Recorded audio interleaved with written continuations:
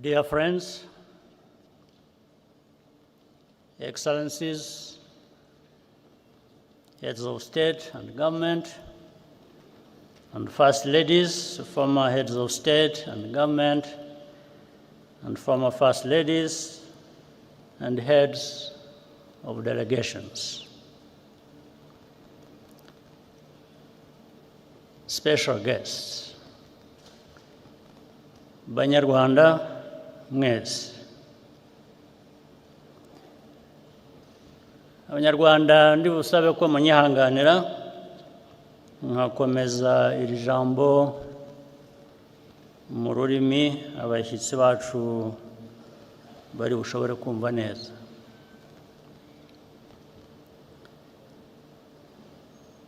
Today, our hearts are filled with grief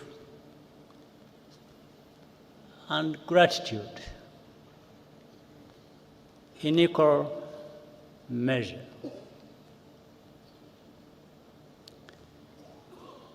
We remember our dead and are also grateful for what Rwanda has become. To the survivors among us,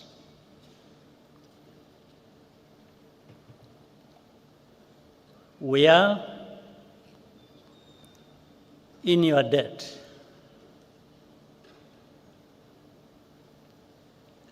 We asked you to do the impossible by carrying the burden of reconciliation on your shoulders, and you continue to do so, continue to do the impossible for our nation every single day, and we thank you.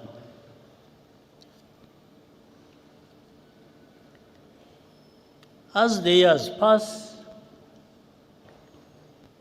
the descendants of survivors increasingly struggle with the quiet loneliness of longing for relatives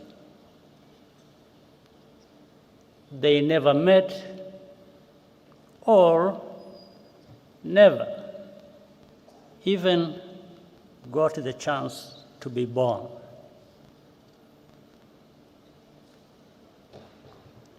Today, we are thinking of you as well.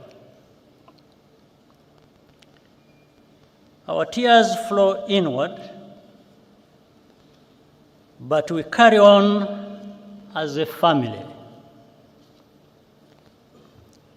Countless Rwandans also resisted the call to genocide. Some paid the ultimate price for that courage, and we honor their memory. Our journey has been long and tough.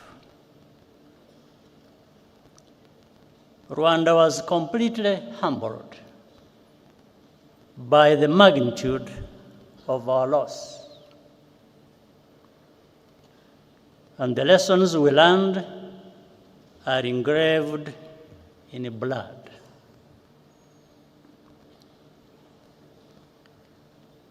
But the tremendous progress of our country is plain to see, and it is a result of the choices we made together to resurrect our nation.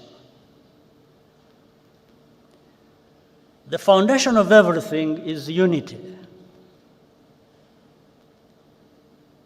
That was the first choice, to believe in the idea of a reunited Rwanda and live accordingly.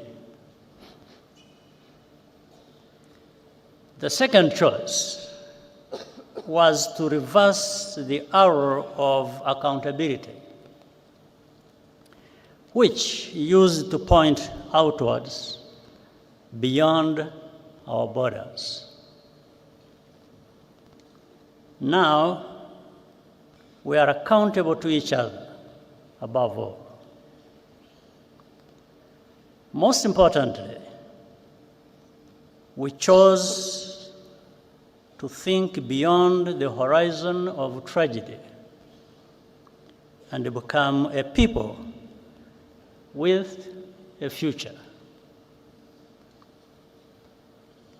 Today,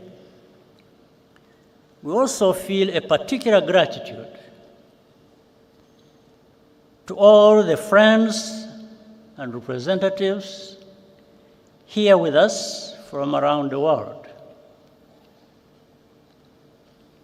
We are deeply honored by your presence alongside us on this very heavy day.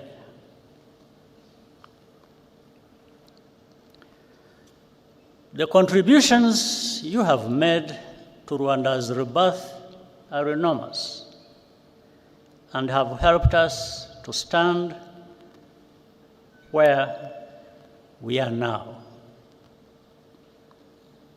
I want to recognize a few while also asking for forgiveness for not being able to mention all who deserve it. For example, Uganda, which carried the burden of Rwanda's internal problems for so many years and was even blamed for that. The leadership and the people of Ethiopia and Eritrea helped us in starting to rebuild at that time. In fact, Prime Minister Abiy Ahmed, who is here, even served as a young peacekeeper in the immediate aftermath of the genocide. There is Kenya, Burundi, the Democratic Republic of Congo hosted large numbers of Rwandan refugees and gave them a home. Tanzania as well, and also played a unique role at many critical points, including hosting and facilitating the Arusha peace process. And here, I must single out the late President Julius Nyerere, who embodied the spirit which laid that foundation. The Republic of Congo has been a productive partner in rebuilding and more. Many of the countries represented here today also sent their sons and daughters to serve as peacekeepers in Rwanda. Those soldiers did not fail Rwanda. It was the international community which failed all of us, whether from contempt or cowardice. Among those here with us today, I salute the widow and daughter of the late Captain Mbaye Diagne of Senegal who died a hero as he rescued many Rwandans from death. At the United Nations Security Council in 1994, moral clarity came from Nigeria, the Czech Republic, and even as far away as New Zealand. Their ambassadors had the courage to call the genocide by its rightful name and resist political pressure from more powerful countries to hide the truth. Ambassador Ibrahim Gambari of Nigeria and Czech Ambassador Karol Kovenda are here with us today, and we applaud you.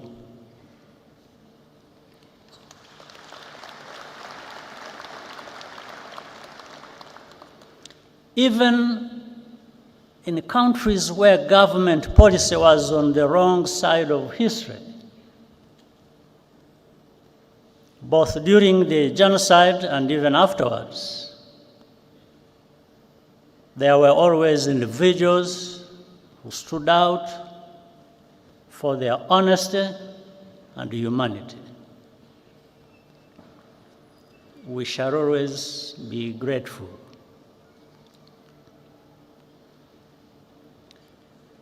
We also appreciate the tangible support we have received from partners beyond our continent over the past 30 years. In Europe, the United States, Asia, and many international organizations and philanthropies. A notable example of solidarity came to us from South Africa. One among many. Indeed, the entire arc of our continent's hopes and agonies could be seen in those few months of 1994. As South Africa ended apartheid and elected Nelson Mandela president, in Rwanda, the last genocide of the 20th century was being carried out. The new South Africa paid for Cuban doctors to help rebuild our shattered health system and opened up its universities to Rwandan students, paying only local fees. Among the hundreds of students who benefited from South Africa's generosity, some were orphaned survivors,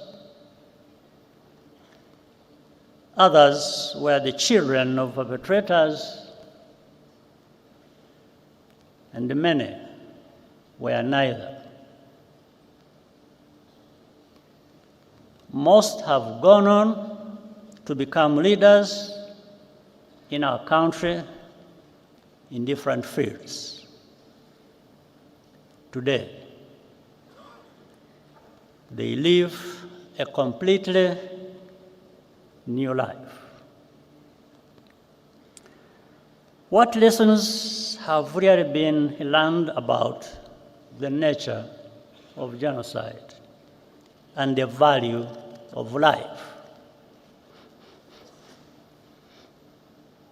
I want to share a personal story, which I usually keep to myself.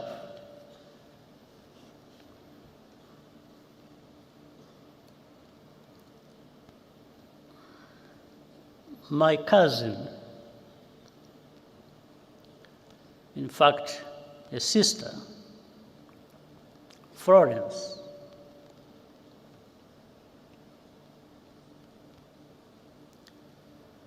Worked for the United Nations Development Program in Rwanda for more than 15 years.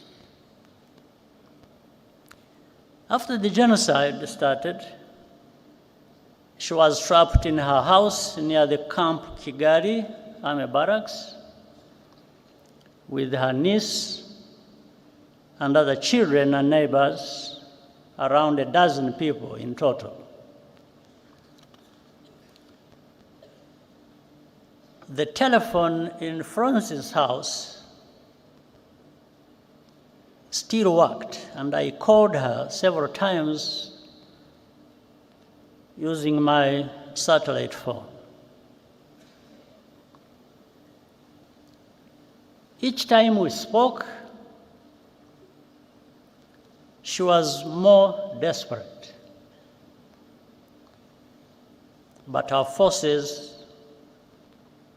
could not reach the area. When the commander of the UN peacekeeping mission, General Dallaire, visited me where I was in Mulindi, I asked him to rescue Florence. He said he would try.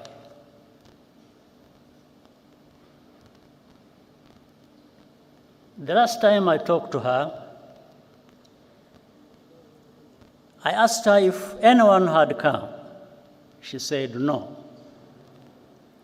and started crying.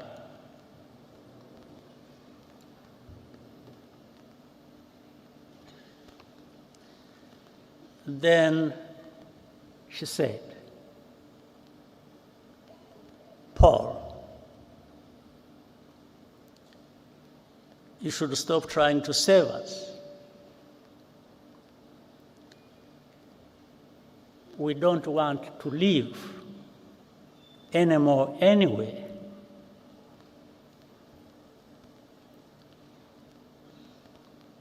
I quickly understood what she was saying, and she hung up.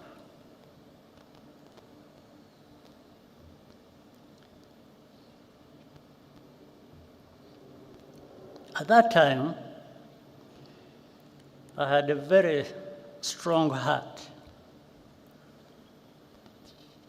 but it weakened a bit because I understood what she was trying to tell me.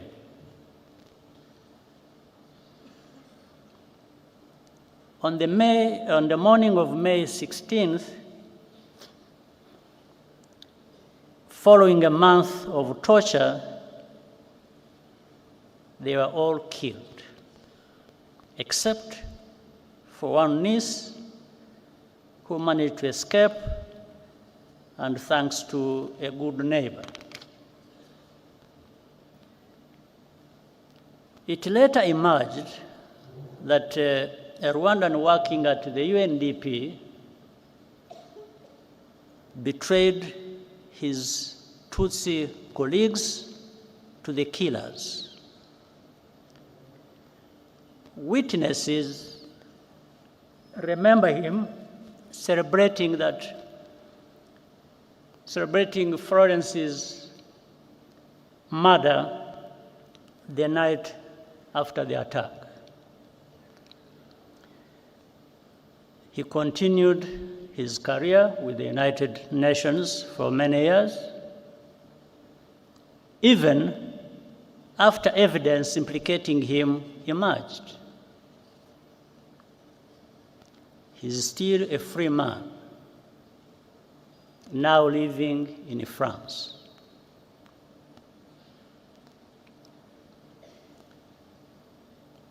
I asked General Dallaire what happened. He said that his soldiers encountered a militia roadblock near the house, and so they turned back just like that. Meanwhile, he conveyed to me an order from the United States ambassador to protect diplomats and foreign civilians evacuating from or by road to Burundi from attack by the militias. These two things happened at the same time. I do not need to be instructed to do something that goes without saying. That's what I was going to do.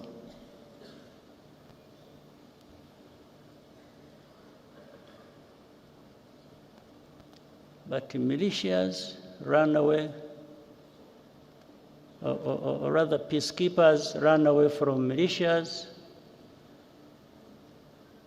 were manning a roadblock.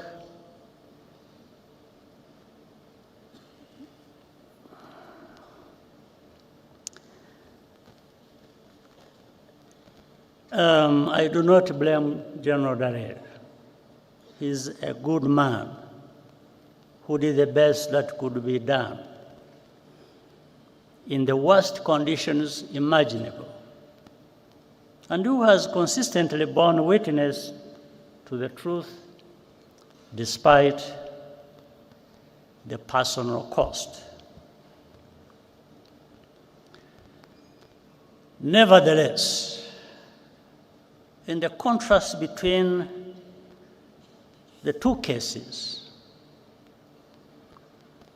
I took note of the value that is attached to different shades of life. In 1994,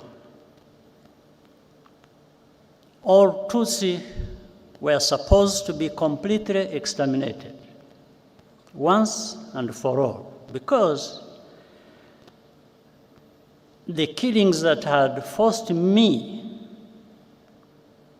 and hundreds of thousands of others into exile 3 decades before had not been sufficiently thorough. That is why even babies were systematically murdered so they would not grow up to become fighters.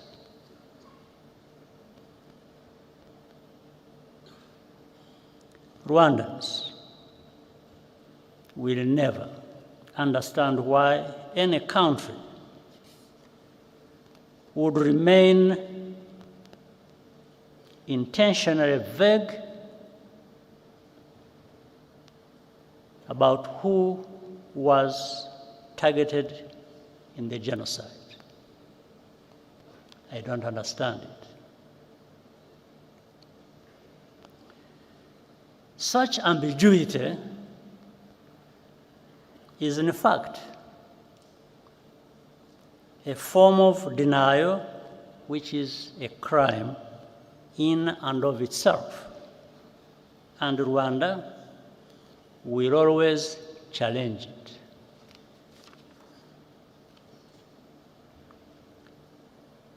When the genocidal forces fled to Zaire, now the Democratic Republic of Congo, in July 1994,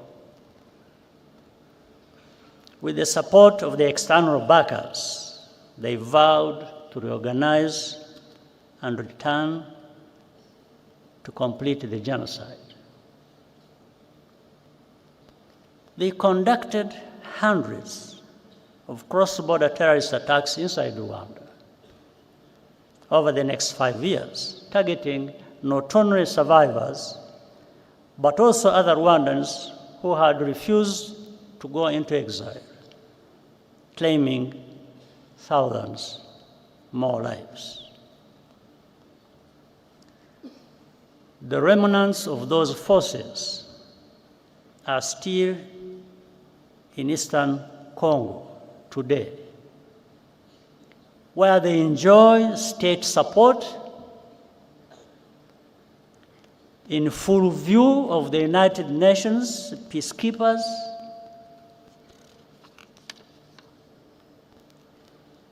their objectives have not changed. And the only reason this group today known as FDLR has not been disbanded is because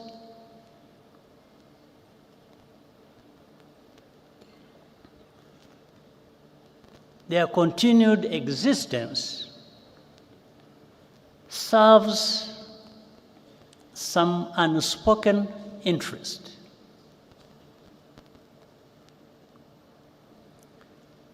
As a result, hundreds of thousands of Congolese Tutsi refugees live here in our country, in Rwanda, and beyond, completely forgotten, and no program of action for their safe return. Have we really learned any lessons?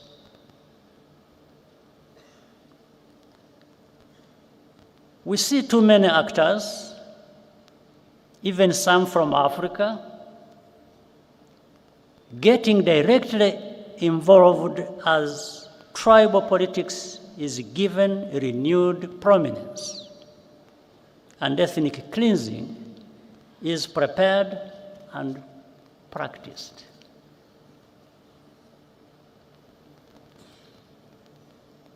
What has happened to us? Is this the Africa we want to live in?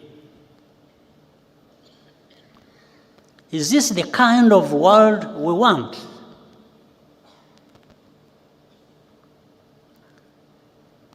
Rwanda's tragedy is a warning. The process of division and extremism, which leads to genocide, can happen anywhere if left unchecked. Throughout history, survivors of mass atrocities are always expected to be quiet, to censor themselves, or else be erased and even blamed for their own misfortune.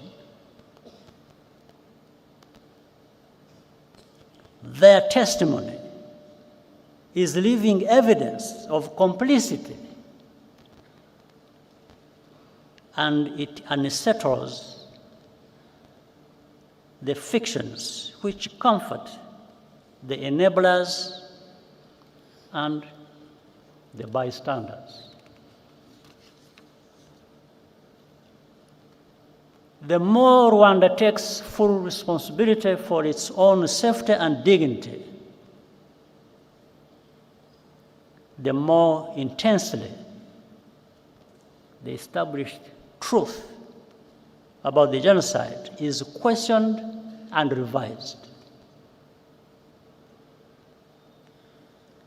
Over time, in the media controlled by the powerful in the world, in this world, victims are rebranded as villains. And even this very moment of commemoration is derided as a mere political tactic. It is not. It never has been. Our reaction to such a hypocrisy is pure disgust.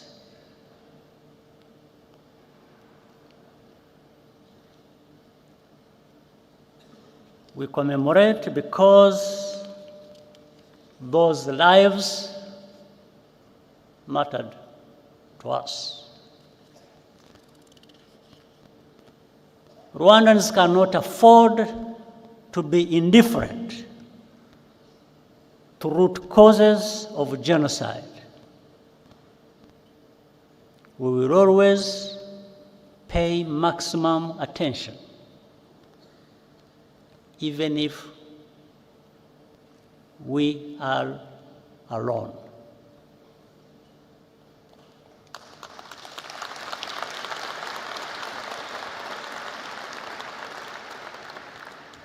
But what we are seeking is solidarity and partnership to recognize and confront these threats together as a global community.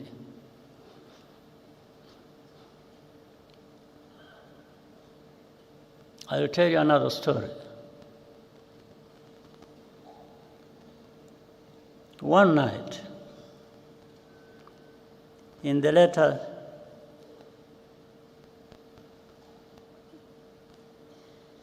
days of the genocide,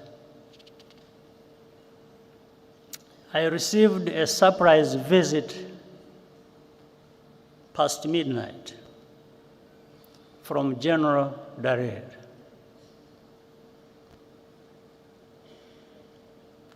He brought a written message of which I still have a copy from the French general commanding the force that France had just deployed in the western part of our country. That operation took place.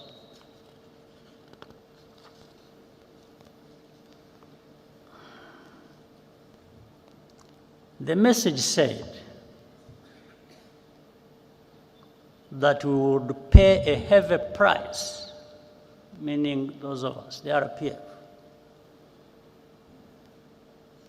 if our forces dared to try to capture the town of Butare, that is in southern part of our country.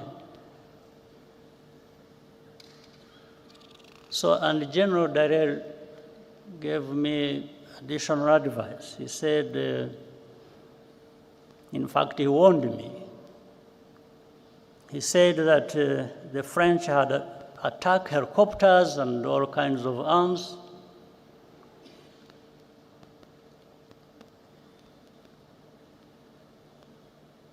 Every kind of heavy weapon you can imagine. And therefore, we are prepared to use them against us if we did not comply.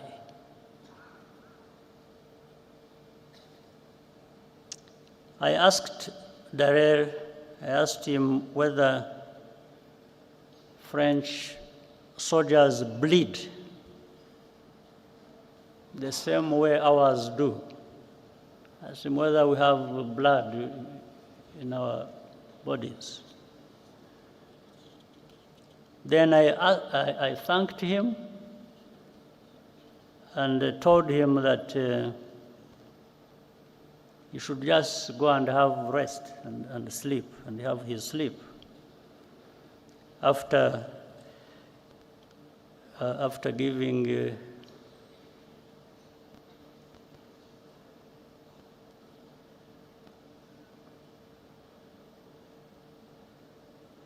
after informing the French that our response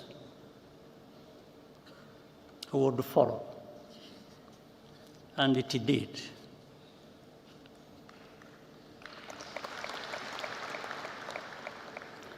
I immediately radioed the commander of the forces that were actually in that direction, in that area. Is called Fred Ibingira.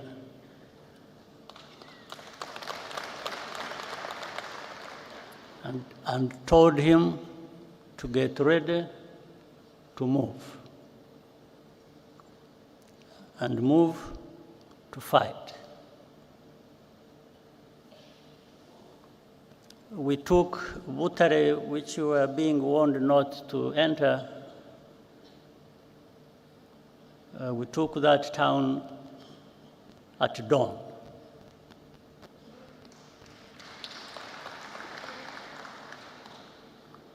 Within weeks, the entire country had been secured.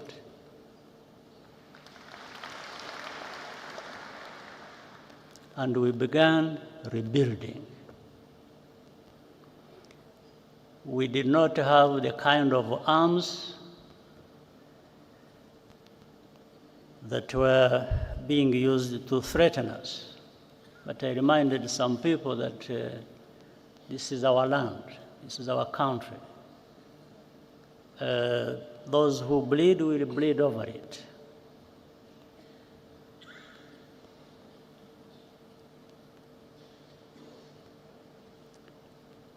We had lost all fear. Each challenge or indignity just made us stronger. After the genocide, we faced the puzzle of how to prevent it from recurring. There were three broad lessons we learned as a result of our experience. First, only we as Rwandans and Africans can give full value to our lives. After all, we cannot ask others to value African lives more highly than we ourselves do. That is the root of our duty to preserve memory and tell our history as we lived it. Second, never wait for rescue or ask for permission to do what is right to protect people.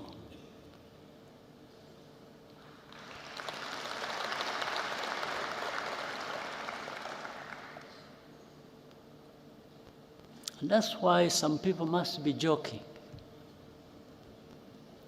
when they threaten us with all kinds of things and they don't know what they're talking about.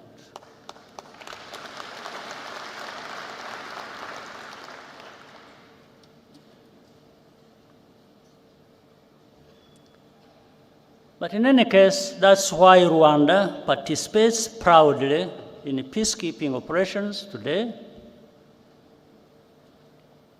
and also extends assistance to African brothers and sisters bilaterally when asked. Third,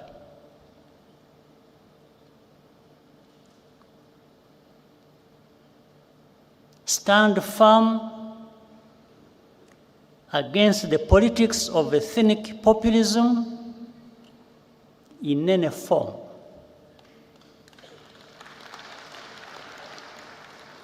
Genocide is populism in its purified form,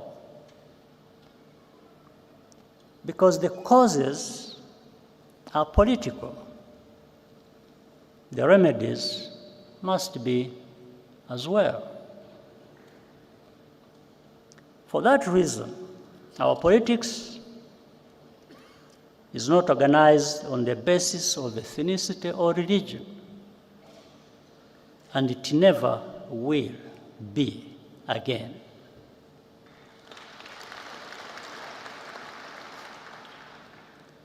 The life of my generation has been a recurring cycle of genocidal violence in 30-year intervals. From the early 1960s to 1994, to the signs we see in our region today in 2024. Only a new generation of young people have the ability to renew and redeem a nation after genocide. Our job was to provide the space and the tools for them to break the cycle. And they have. What gives us hope and confidence are the children we saw in the performance area, or the youth who created the tradition of Walk to Remember that will occur later today. Nearly 3/4 of Rwandans today are under age 35. They either have no memory of the genocide or were not yet born. Our youth are the guardians of our future.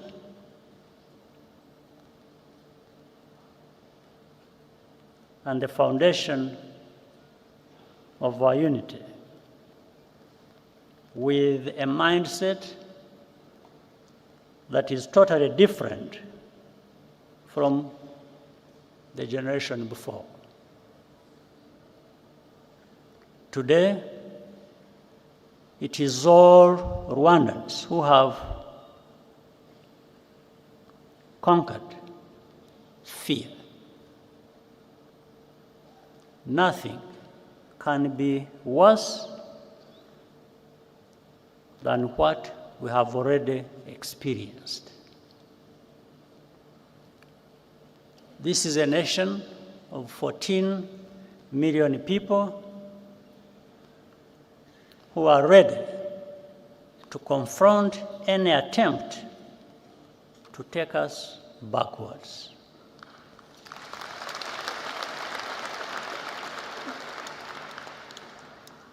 The Rwandan story shows how much power human beings have within them.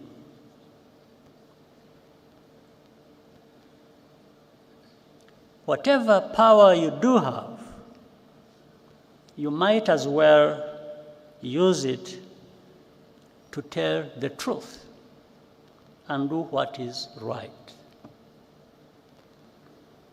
During the genocide, people were sometimes given the option of paying for a less painful death. There is another story I learned about at the time, which always sticks in my mind, about a woman at a roadblock in her final moments. She left us a lesson that even every African should live by. Every African should live by this lesson. When asked by the killers how she wanted to die, she looked them in the eye and spit in their face.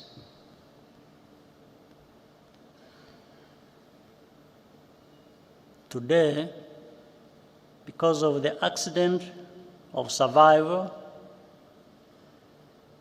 our only choice is what life we want to live.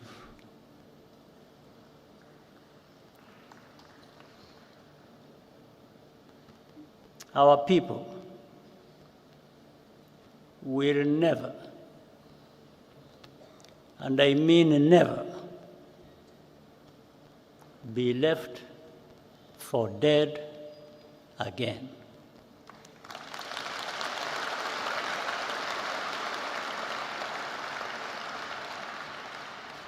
I thank you.